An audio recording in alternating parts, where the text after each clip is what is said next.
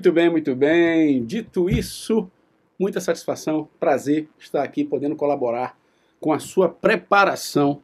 Você está com Márcio Antônio Rocha, disciplina Direito Tributário, e estamos aqui no portal Silvio Sandi, e certamente vai colaborar também para a sua preparação. Maravilha? Nessa primeira aula, nós teremos teoria e questões sobre competência tributária e repartição de receitas tributárias. Competência e repartição de receitas. Repetindo, abordagem teórica, mas de olho nas questões do CESP. Maravilha? Podemos ir? Vamos lá. Deixa eu ver aqui como é que nós estamos. Está tudo bem? Tranquilo? E aí surge uma primeira questão com referência às normas constitucionais relativas a tributos e contribuições. Julgue os itens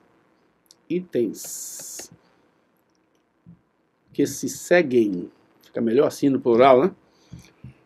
Pertence ao município o produto da arrecadação do imposto da União sobre a renda e proventos de qualquer natureza, incidente na fonte, sobre rendimentos pagos a qualquer título pelo próprio município ou por suas autarquias, fundações, empresas públicas e sociedade de economia mista.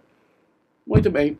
Essa repartição está contida no artigo 158 da Constituição Federal. Qual é o espírito, qual é a filosofia do tema repartição de receitas tributárias?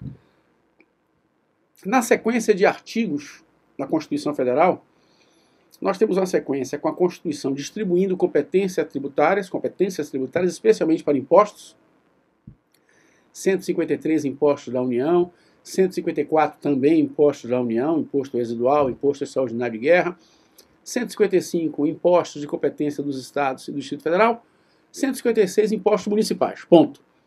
Aí logo no 157, a partir do 157, a Constituição inicia o tema repartição de receitas tributárias. É como se ela estivesse fazendo uma espécie de reconhecimento de culpa, uma espécie de meia-culpa. Algo do tipo, poxa, eu bem que tentei distribuir competências, União, estados, Distrito Federal, municípios, mas Constituição Federal, reconheço que restaram focos de concentração ainda na arrecadação. Então vamos fazer o seguinte, vamos pegar a arrecadação de alguns impostos federais e repartir com estados, Distrito Federal e municípios. Vamos pegar a arrecadação de alguns impostos estaduais e repartir com os municípios. Nunca no sentido contrário. Você não vai pegar um imposto estadual e repartir com a União. Você não vai pegar um imposto municipal e repartir com o estado e repartir com a União. E eu estou falando impostos, até a emenda 42, portanto, antes da emenda 42, esse tema só envolvia impostos. Somente com a emenda 42 que entrou em campo uma única contribuição. Repare que isso facilita o seu trabalho. Só existe uma contribuição abarcada pelo assunto repartição de receitas tributárias, que é a gloriosa CID Combustíveis. Tirando a CID Combustíveis, portanto, você não vai ver PIS, COFINS, CSLL nesse assunto. Tirando a CID Combustíveis, somente alguns impostos que participam. Nessa alternativa, que pertence ao município, produto da arrecadação do imposto de renda, isso é verdade, só tem um detalhe. Sobre rendimentos pagos pelo próprio município, ok, por suas autarquias, então quando a autarquia municipal faz um pagamento, ela faz a retenção do imposto de renda e entrega ao município. Fundações instituídas e mantidas pelo município, ok, mas não por empresas públicas e sociedades de economia mista. Perdão, uma empresa pública quando paga, uma empresa pública municipal, quando paga o salário de empregado e retém o imposto de renda, ela faz o que qualquer outra empresa da iniciativa privada faria. Retém e recolhe para a Receita Federal. Uma empresa pública. Uma sociedade de economia mista. Diferentemente do que ocorre com a autarquia municipal, com uma fundação municipal. elas retêm e entregam ao município, porque o artigo 158, no seu inciso 1º, diz que pertence ao município. Vamos aproveitar aqui para fazer algo que já vai ser para várias outras questões.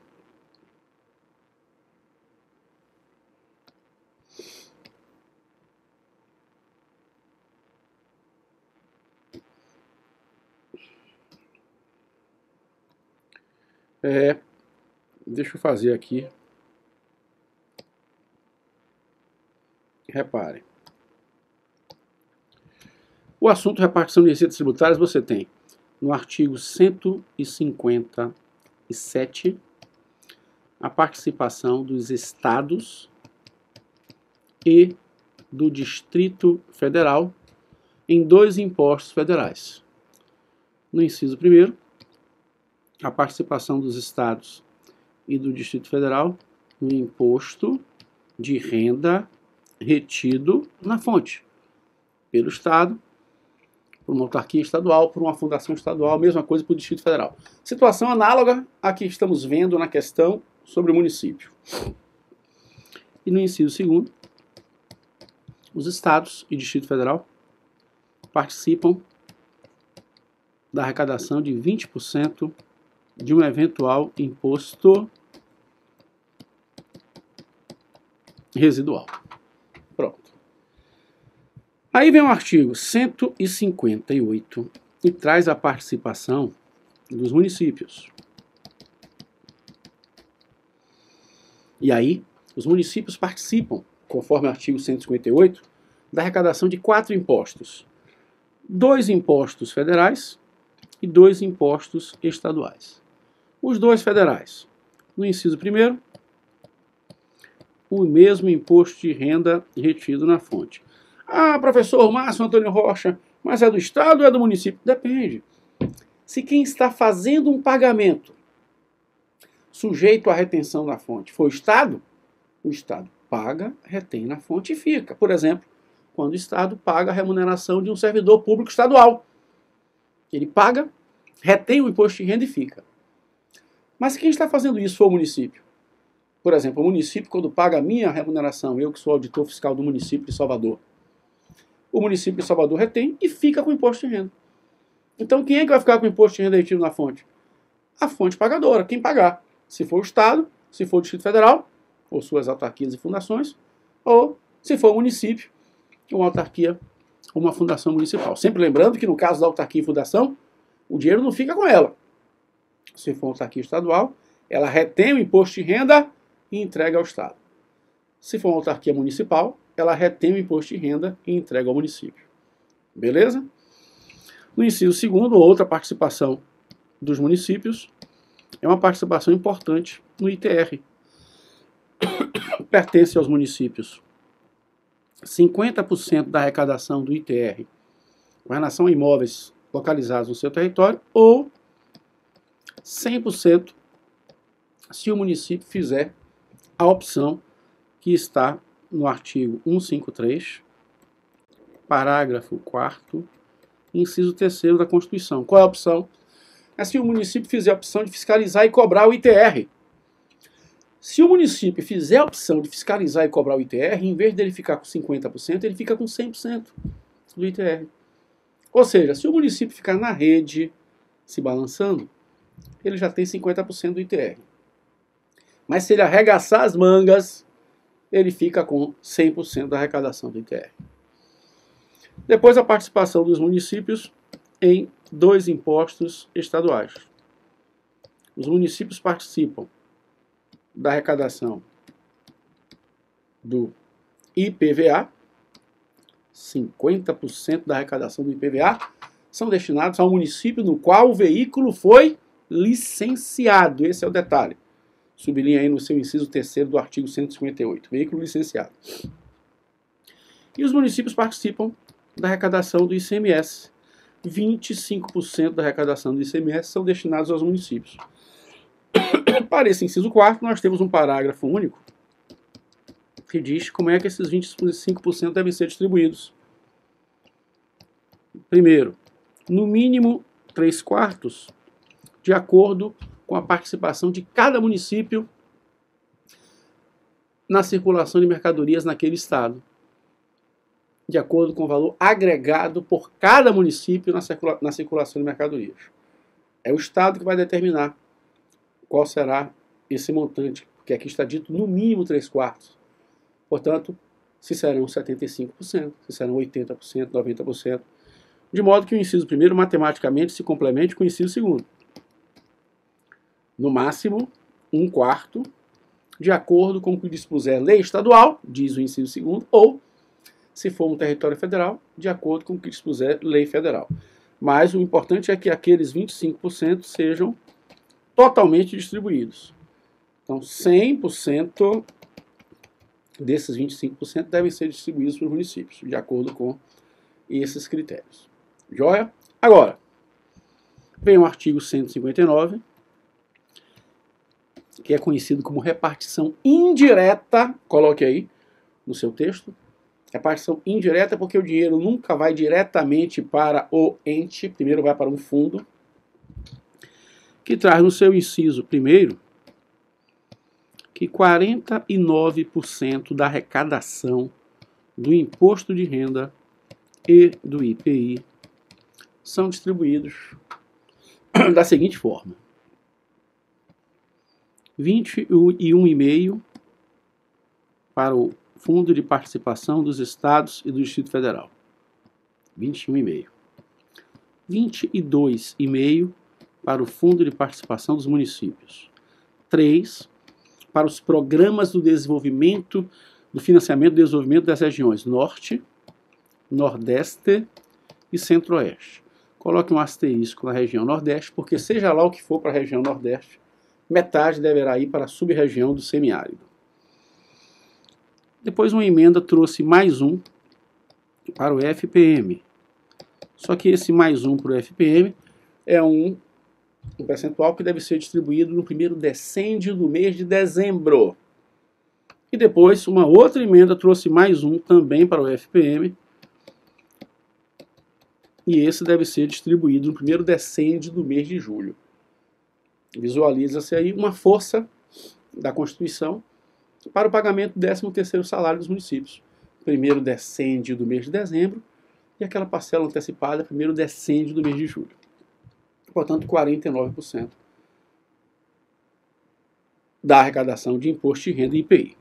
Depois, temos que 10% da arrecadação do IPI são distribuídos para estados e Distrito Federal, de acordo com a participação deles nas exportações de produtos industrializados.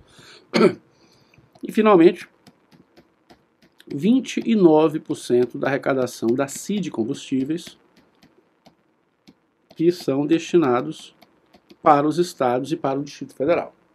Com alguns detalhezinhos. O parágrafo 1º,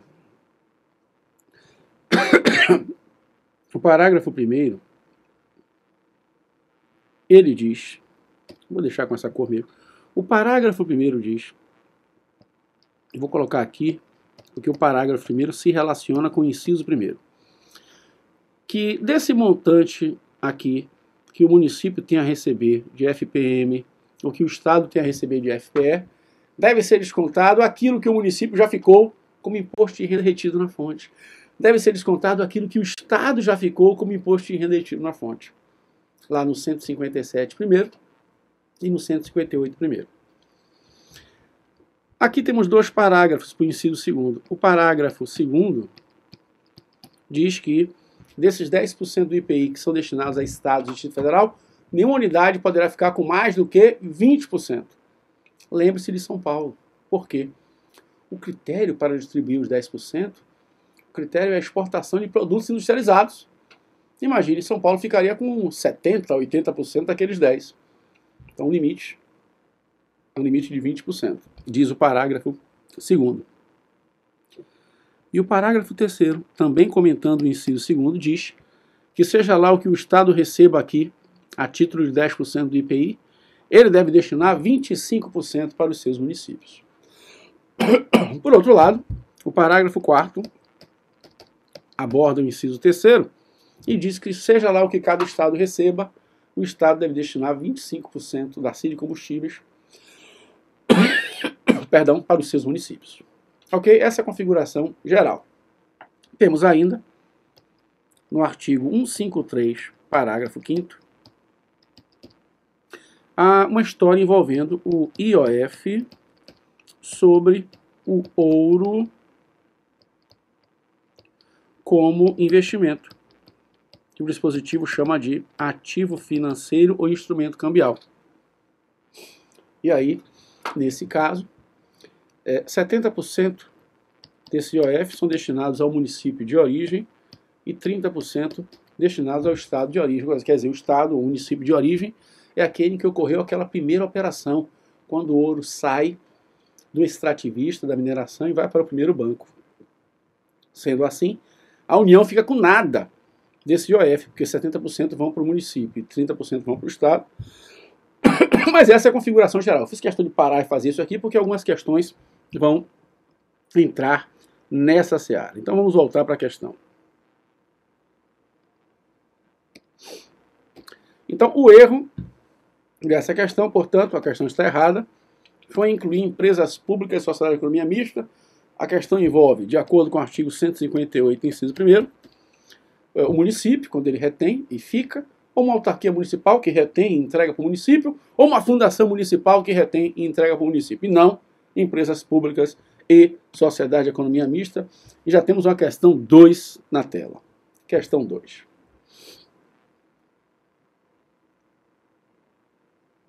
Determinada sociedade empresária, enquadrada como empresa de pequeno porte e optante pelo Simples Nacional, instituiu o representante legal para solicitar ao órgão competente o registro e o arquivamento da sua última alteração no contrato social consolidada.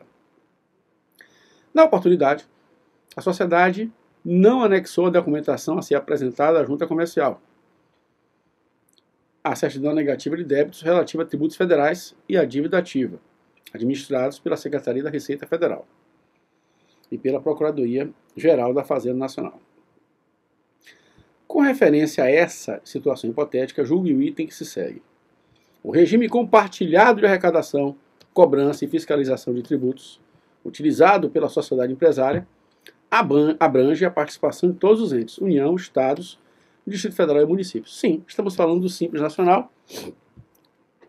Essa questão ela tem mais a ver com arrecadação do que com competência em si, mas estamos falando do Simples Nacional, e o Simples Nacional é obrigatório para todos os entes, União, Estados, Distrito Federal e municípios. Teremos adiante uma abordagem mais específica sobre isso aqui. Mas vamos seguindo. Questão 3. Os municípios participam da partilha do produto de tributos, incluída a arrecadação da contribuição de intervenção no domínio econômico relativa às atividades de importação de petróleo e derivados. Ora, essa contribuição de intervenção no domínio econômico relativa a atividades de importação de petróleo e derivados é a nossa simpática CID, combustíveis, prevista no artigo 177, parágrafo 4º da Constituição Federal. E eu acabei de colocar lá naquela tela branca para você que, de acordo com o artigo 159, inciso 3º, 29% da arrecadação da CID Combustíveis são destinados a estados e ao Distrito Federal. Mas depois, do que cada estado receber, ele tem que destinar 25% para os seus simpáticos municípios. É o que diz o parágrafo 4º que eu coloquei para você lá naquela tela branca. Deixa eu ver aqui uma coisa. Está aqui. 29% para os estados e, com o parágrafo 4º, 25% para os seus gloriosos municípios. Ok? Portanto, a afirmativa está dizendo o quê? Que os municípios participam, certo? Participam, sim.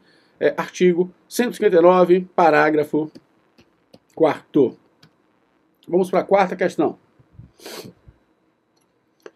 Considerando o que dispõe a Constituição Federal, julgue o item a seguir a respeito das limitações do poder tributário, da competência tributária, e das normas constitucionais aplicáveis aos tributos. Compete aos municípios instituir o ITCMD. Bom, isso aqui é competência tributária na sua essência e isso aqui está errado. Só para constar, competência tributária básica, mas é bom você sempre firmar para não perder questão fácil, né? O artigo 153 traz os impostos de competência da União. Impostos de competência da União. Então temos o II, o IE, o imposto de renda, o IPI, o IOF, o glorioso ITR e aquele que nunca foi instituído, o imposto sobre grandes fortunas. No artigo 155, temos os impostos de competência dos estados e do Distrito Federal. Então temos lá o imposto sobre transmissão, causa-mortes e doações, o ICMS e o IPVA. Então preste atenção que com relação ao imposto sobre transmissão, esse estadual tem dois fatos geradores bem distintos: causa-mortes, herança, e doações. E essas duas características vão diferenciá-lo do primo municipal, do imposto municipal sobre transmissão de bens. Por falar em municipal, no artigo 156 diz quais são os impostos de competência dos municípios. E aqui nós temos o IPTU, o ISS, Imposto sobre Serviços de Qualquer Natureza, e o Imposto sobre Transmissão de Bens Imóveis por ato oneroso entre vivos, chamado de ITBI por alguns municípios e de ITIV por outros municípios. Note que não tem como você confundir o Imposto sobre Transmissão Estadual do Imposto sobre Transmissão Municipal. Porque o municipal tem que se refere a bens imóveis por ato entre vivos e por ato oneroso. Então faça o teste. Causa-mortes, estadual. Se for causa-mortes, pode incidir o ITBI? Não, porque o ITBI é entre vivos. Doação.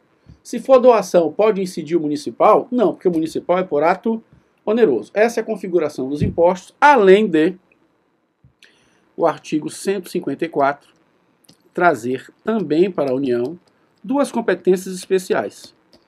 A competência residual, no inciso 1º, a União pode criar um imposto novo por lei complementar, e vamos entender por imposto novo um imposto que não repita fato gerador nem base de cálculo de nenhum outro imposto, e desde que seja não cumulativo.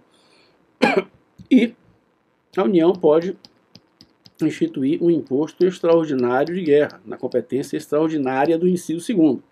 E aí é por lei ordinária, a União pode instituir um imposto compreendido ou não em sua competência, então ela pode repetir um fato gerador de um imposto dela, ou ela pode usar um fato gerador de um imposto estadual, municipal, e esse imposto deverá ser suprimido gradativamente, cessadas as causas da sua instituição. Então, esse é o quadro geral de impostos. A União tem 7 impostos, mais 2 especiais, 9. Estados e Distrito Federal, 3 impostos. Municípios, 3 impostos. Lembrando que o Distrito Federal, em função da competência cumulativa do artigo 147, pode instituir os 3 estaduais e também pode instituir os 3 municipais. E lembrando que a União, também com base nessa competência cumulativa do artigo 147, a União, num território federal, a União institui os impostos estaduais. E se o território não for dividido em municípios, a União, além de instituir os federais, além de instituir os estaduais, também institui os impostos municipais. Competência cumulativa do artigo 147. Feito o quadro, vamos voltar para as questões.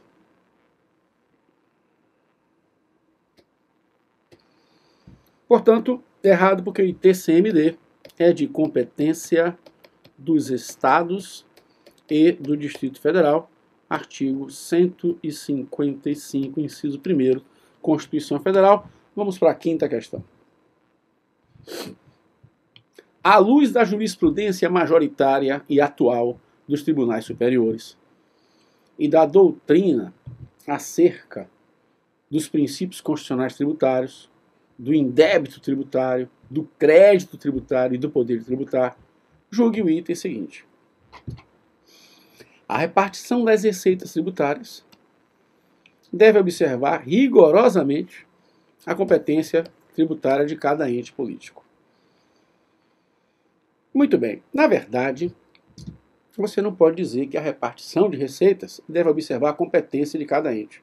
Pelo contrário, o que nós temos é exatamente um ente ter competência para aquele imposto, ou ter competência para a CID de combustíveis, e repartir, destinar parte da arrecadação daquele seu imposto, que é a competência dele, para um ente que não tem competência sobre aquele imposto, que não tem competência sobre aquele tributo. Então, na verdade, a competência tributária ela está dissociada da repartição, ou a repartição de receitas está dissociada da competência. Ora, se quem vai receber a participação de um imposto, participação na receita do imposto, tivesse competência para aquele imposto, não precisaria receber essa parcela, não precisaria receber essa participação. Então, na competência tributária, na repartição de receitas, não se observa a competência. Muito pelo contrário. Quem vai receber parte da arrecadação é justamente alguém que não tem competência para aquele tributo. Então, a repartição das receitas tributárias deve observar rigorosamente a competência tributária de cada ente? Errado. Pelo contrário. O tributo é de competência de um e é repartido para outro que não tem competência para aquele tributo. Eu estou falando tributo, mas você sabe que no assunto repartição só entram em campo alguns impostos e uma contribuição especial, que é a CID de combustíveis. Sexta questão. A respeito de noções básicas sobre tributos, julgue o item a seguir. Caso pretenda lançar um novo programa governamental para a construção de ferrovias, a União poderá, de forma lícita, criar, mediante lei complementar, um imposto residual e vincular a receita advinda da arrecadação desse tributo ao financiamento das despesas do referido programa de construção de ferrovias. Muito bem, aqui nós vimos muito bem com relação à União criar um imposto novo. A União criar um imposto novo, aí seria um imposto residual, tudo bem, com base na competência do artigo 154, inciso 1º da Constituição Federal. Mediante lei complementar, joia, com alguns outros requisitos. Não poder repetir fato gerador ou base de cálculo, os demais impostos, e respeitar a não cumulatividade. Mas tem algo aqui complicado, que é esse eventual imposto ter sua arrecadação vinculada à construção de ferrovias. E isso simplesmente é proibido, é vedado pela Constituição Federal no artigo 167, inciso 4º, que diz o chamado princípio da não afetação ou da não vinculação.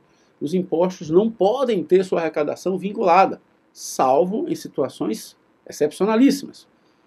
Salvo no caso de repartição de receitas tributárias, salvo no caso dos percentuais mínimos que vão para a saúde, os percentuais mínimos que vão para a educação, salvo no caso dos recursos que são destinados à administração tributária e salvo no caso de um dinheiro que é destinado para garantias, contrapartidas como garantias, para pagamentos de débitos com a União. Tudo isso está lá no artigo 167, inciso 4º. Mas, a princípio, o imposto é um tributo que não pode ter arrecadação vinculada, portanto, não afetação é o princípio. Ficou errada a afirmativa da sexta questão por causa disso.